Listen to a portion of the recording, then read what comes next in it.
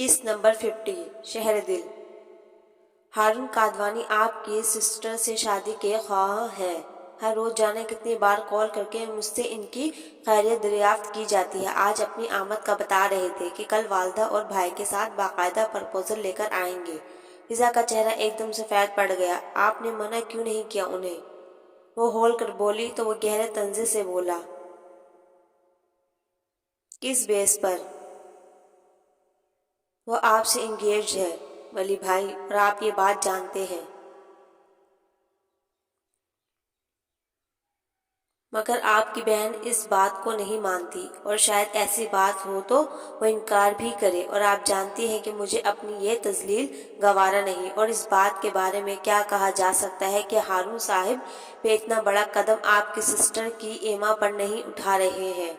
इसकी पूर जहर हो रही थी और फिजा से इससे आगे कुछ बोला ही नहीं गया था।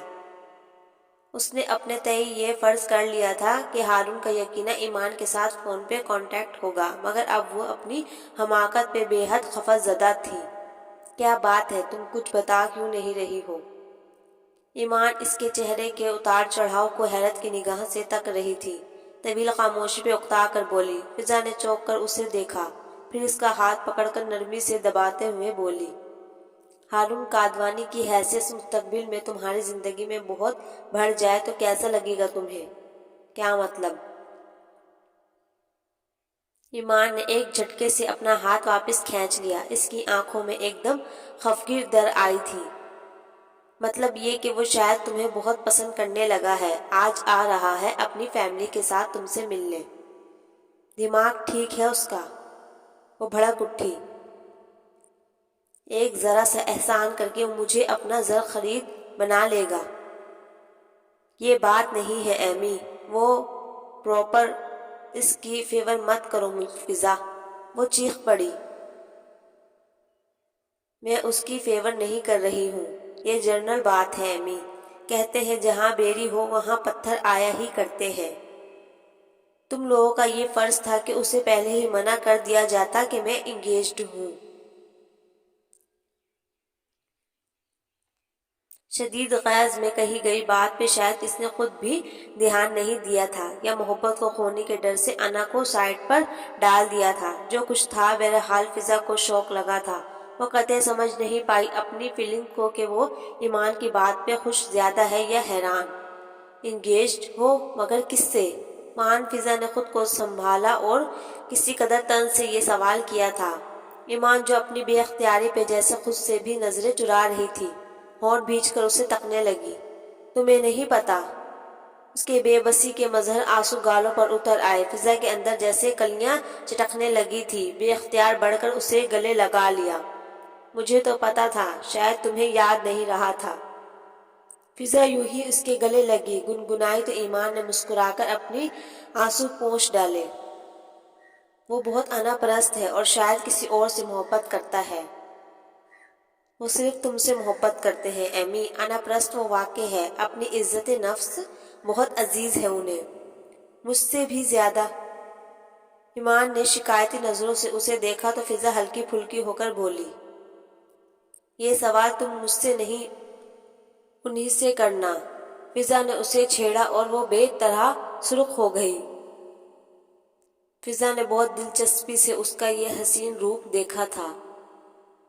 वैसे अब बात कर लूंगी उनसे। ईमान ने तकिए से सर टिकाकर आंखें मूंद ली और कुछ तवफ से बोली, जब वो आए तब मेरे पास भेज देना। खुद खिदमत में हाजिर होती, मगर लाचारी है। उसने अपने पैर की सिमत इशारा किया था जिस पर प्लास्टर चढ़ा हुआ था। Okay ma'am.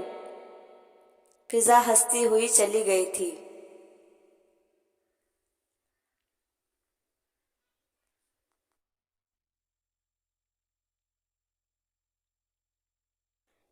अब वो मेरी ज़रूरत बन गया है। कहाँ मुमकिन रहा उससे ना बोलूं। तेरी खुशबू बिछड़ जाने से पहले मैं अपने आप में तुझको समो लूं। और फिजा पूछती है, मैं उससे बात कर लूंगी। मैं तो उससे आज भी झगड़ूंगी, मगर आज की लड़ाई का अंदाज और होगा। मैं उससे पूछूंगी उसने मुझे किसी और को सौंपने की गुस्ताखाना जुर्रत कैसे की, कि वो अन्ना का कैदी तो है, मुझे अपनी मोहब्बत की बका अजीज है। وہ اپنی سوچوں پہ خود کو داد دیتی رہی، مسکراتی رہی۔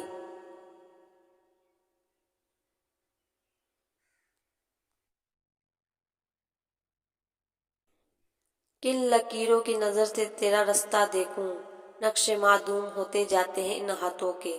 تو مسیحا ہے، بدن تک ہے تیری چارہ گری، تیرے امکان میں کہاں زخم کڑی باتوں کے۔ وہ بے حد مزمحل تھا۔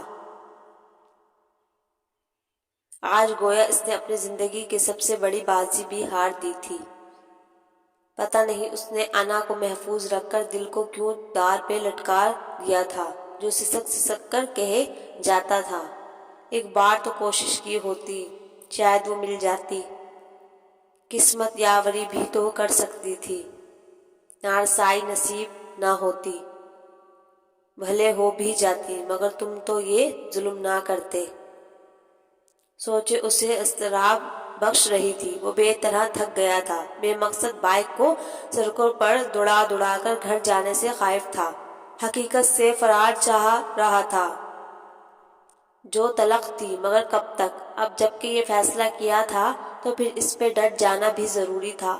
وہ ہارا تھا، پر اپنی ہار کسی پہ اشکار نہیں کرنا چاہتا تھا۔ جب بھی خود کو مضبوط بناتا گھر چلا آیا تھا۔ گھر میں مہمانوں کی آمد کے آثار نمایاں تھے، خصوصی صفائی کی گئی تھی۔ کچن سے اشتہا انگیز خوشبوؤں کا ایک طوفان سا اٹھ رہا تھا۔ وہ ایک اچھی فیملی تھی، اس کے مطابق شاید تاؤ جی اور تائی ماں نے اہتمام کیا تھا۔ انہوں نے تو ایمان پہ کیے گئے احسان کی پیش نظر یہ عزت افزائی دینا تھی کہ یہ اصل بات تو صرف ولید کو ہی پتہ تھی، اور ولید کے بعد فضا کے علم میں آئی تھی، مگر اب وہ بھی ایمان سے بات کلیئر کرا لینے کے بعد بے حد ریلیکس تھی۔ مگر ولید کے سر کا درد شدید ٹیسوں میں ڈھل گیا تھا۔ بائک ڈیوڑی میں کھڑی کر کے وہ سڑک سے اپنے کمرے کی سمت جا رہا تھا، جب تائی ماں نے اسے دیکھ کر پکارا، بیٹا کب تک آ رہے ہیں مہمان؟ کوئی فون آیا تمہیں؟ اور اس کی جان جل کر خاک ہو گئی تھی ان کے لہجے کی بے تابی و اشتیاق پہ۔ جی نہیں۔ اصل بات وہ اگل نہیں سکا کہ اپنا سیل آف کر رکھا ہے۔ اپنے کمرے میں آنے کے بعد وہ فریش ہونے اور چینج کرنے کے بجائے تھکے ماندے انداز میں بستر پہ ڈھے گیا۔ تبھی دروازہ نوک ہوا اور کوئی اندر چلا آیا، مگر اس کی پوزیشن میں فرق نہیں آیا تھا۔ ولی بھائی، فضا کی آواز پہ وہ اپنی سرخ دہکتی آنکھیں ذرا کی ذرا کھول کر اسے تکنے لگا۔ چائے لے لیجیے، وہ جھک کر کپ تپائے پہ رکھ رہی تھی۔ تھینکس۔ ولید کی آواز بے حد بوجھل تھی۔ چائے پی لیں تو ایمان کی بینڈیج چینج کر دیجیے گا یاد سے۔ اس بار کی کیا گارنٹی ہے کہ اب وہ مجھ سے جھگڑے گی نہیں؟ اس نئے آرڈر پر ولید کے اندر جیسے صدیوں کی تھکن اتر آئی تھی۔ یہ آپ سے اس کی آخری لڑائی ہوگی، آئی تھنک سو، پلیز اسے معاف کر دیجیے گا، فضا نے آہستگی سے کہا اور پلٹ کر باہر نکل گئی۔ وہ چاہتی تھی ولید ہر بات ایمان کے منہ سے سنے تاکہ ان کی زندگی کے یہ لمحے یادگار ٹھہرے، مگر تازہ ترین صورتحال سے بے خبر ولید حسن فضا کی بات پہ جیسے پل صراط سے گزر گیا۔ اس نے ہونٹ اتنی سختی سے دانتوں سے کاٹے کہ منہ میں لہو کا ذائقہ گھلنے لگا۔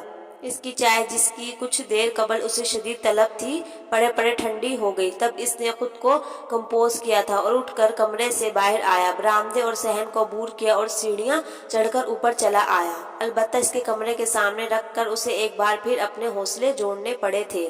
دروازہ نوک ہونے پر ایمان جو دل و جان سے اس کی منتظر تھی، بے اختیار سیدھی ہو بیٹھی۔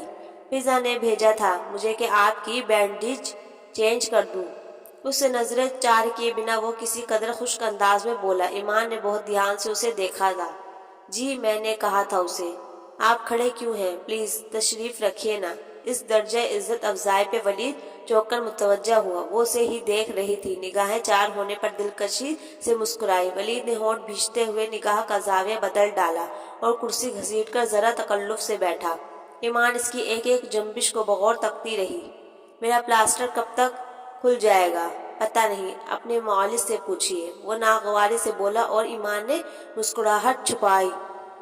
میرے معالج سے آپ بھی ہیں، مگر یہ پلاسٹر میں نے نہیں چڑھایا تھا، وہ بدمغزی سے بولا تو ایمان منہ پھلا لیا۔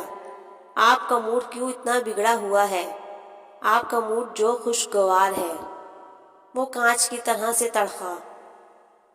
حالانکہ خفا ہونے کا حق تو میرا تھا. آپ نے کس حساب میں ہارون کادوانی کو پرپوزل لے کر آنے کی اجازت دی تھی؟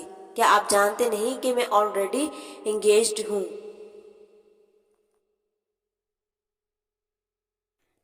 ولید حسن کے اعصاب کو گویا 1000 وولٹیج کا کرنٹ لگ گیا تھا. اس نے چونک کر ٹھٹ کر اسے دیکھا. آنکھوں میں غیر یقینی اضطراب تھا، تحیر تھا. وہ پھٹی پھٹی نظروں سے اسے کچھ دیر یوں ہی تکتا رہا. کئی لمحے یوں ہی چپ چاپ ان کے بیچ آئے، ٹھہرے اور گزر گئے. ایمان اسے تکتی رہی. ان آنکھوں میں کیا کچھ نہ تھا؟ شکوہ، رنج، خفگی، محبت، ناراضگی. یہ کیسا مذاق ہے؟ مان وہ خود کو سنبھال کر کسی قدر ناگواری سے بولا. مائی ڈاٹ، یہ مذاق نہیں ہے. مذاق تو وہ ہے جو آپ نے کیا ہے میرے ساتھ. ولید، کیوں کیا آپ نے میرے ساتھ ایسا؟ آپ کی وہ بھڑک اٹھی تھی. آپ نے کبھی مانا تھا اس رشتے کو؟ کبھی اعتراف کیا تھا؟ وہ بھی جیسے شوقی ہوگی. اگر اعتراف نہیں کیا، کبھی تسلیم نہیں کیا، تو آپ نے اپنا حق کیوں استعمال نہ کیا؟ محبت کرتے تھے نا مجھ سے؟ وہ کچھ اور بھی تلخ ہوئی، بلکہ آنکھوں میں آنسو مچل اٹھے. آپ کو مجھ سے زیادہ اپنی انا کی فکر تھی. میں بھلے آپ کے پاس رہتی نہ رہتی. آنسو اب پلکوں کی ریشمی باڑیں پھلانگ کر گالوں پہ اتر آئے تھے. ولید تو بھونچکا تھا، ششدر تھا. ایمان، آئی کانٹ بلیو اٹ، یہ تم ہو. مجھے یہ بات کبھی نہیں بھولے گی ولید کہ میری حیثیت آپ کے نزدیک بے وقوف مت بنو. کتنی عزیز ہو مجھے کبھی نہیں بتا سکتا. دیکھو کیا حال ہو گیا ہے چند دنوں میں میرا. کانٹوں پر گزارا ہے ہر ایک لمحہ. وہ بے چین مضطرب ہو کر اسے اپنی وحشتوں کے بارے میں بتانے لگا. مان پھر ایک دم رک گیا اور اس کے رخساروں پہ بہتے آنسوؤں کو اپنی پوروں پر سمیٹتے ہوئے کسی قدر شوخی سے بولا تھا. اگر مجھ سے محبت کرتی تھی تو پھر وہ سب کیا تھا؟ بے رخی، بے نیازی، جھگڑا، فساد. اور ایمان بھیگی آنکھوں سے مسکرا دی تھی. حسن کو سمجھنے کو عمر چاہیے جانا. 2 گھڑی کی چاہت میں لڑکیاں نہیں کھلتی.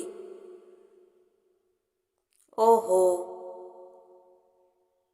وہ بے ساختہ ہنسنے لگا، کھلی کھلی روشن خوبصورت ہنسی. پھر اب کیسے کھل گئی ہے محترمہ؟ اس کا لہجہ شوق تھا، معنی خیز تھا. انگ انگ سے جیسے سرور چھلک رہا تھا. قطر کے جال بھی سیاحت کی رضا کے بغیر تمام عمر نہ اڑتی اسیر ایسی تھی. بس ایک نگاہ مجھے دیکھتا چلا جاتا. اس آدمی کی محبت فقیر ایسی تھی. اس نے پھر شاعری کی زبان میں اپنے احساسات بیان کیے اور یوں ہی مسکراتے ہوئے بولی. اس کے علاوہ ایک اور مسئلہ بھی تو تھا. کیسا مسئلہ؟ ولید چونکا. تیرے سوا بھی کئی رنگ خشک نظر تھے، مگر جو تجھ کو دیکھ چکا ہو وہ اور کیا دیکھے. یار اتنا خوبصورت اظہار مگر اتنے فاصلے سے بیٹھ کر اچھا نہیں لگ رہا کچھ. یہاں آؤ نا. نہیں ٹھہرو، میں آتا ہوں. وہ ایک دم ہی شوک ہو گیا تھا. ایمان بری طرح سے بخلا گئی. تمیز سے خبردار، جو تہذیب سے ماورا حرکت کی. اسے ایک دم ہی اپنی پوزیشن کا خیال آیا تھا. اس کی شوق نگاہوں کی جنون خیزی سے گھبرا کر وہ بے ساختہ چپ ہوئی. جسم و جاں میں پرحدت سی سنسنی پھیلتی چلی گئی. بہت غلط موقع پر یہ سارے انکشاف ہوئے ہیں. کاش اس پر تم پر مکمل اختیار حاصل ہوتا مجھے. دھیما دھیما سرگوشی کرتا ہوا لہجہ، نظروں کی شوق تپش اسے اپنے رخسار دہکتے ہوئے محسوس ہوئے. اٹھے، چلتے پھرتے نظر آئے. اٹھے، شاباش. وہ اس کی نظروں کی تاب نہ لاتے ہوئے گھبرا کر بولی. وہ ہنسنے لگا. بینڈیج نہیں کراؤ گی یا کیا؟ جی نہیں. دوسرے لفظوں میں مجھے آپ پہ اعتبار نہیں ہے. اس کے لہجے میں شرارت کا عکس تھا. وہ چیخ پڑا. ایمان نے ہنستے ہوئے اسے باہر نکال کر دم لیا اور خود بے حد ریلیکس ہو کر آنکھیں موند لی.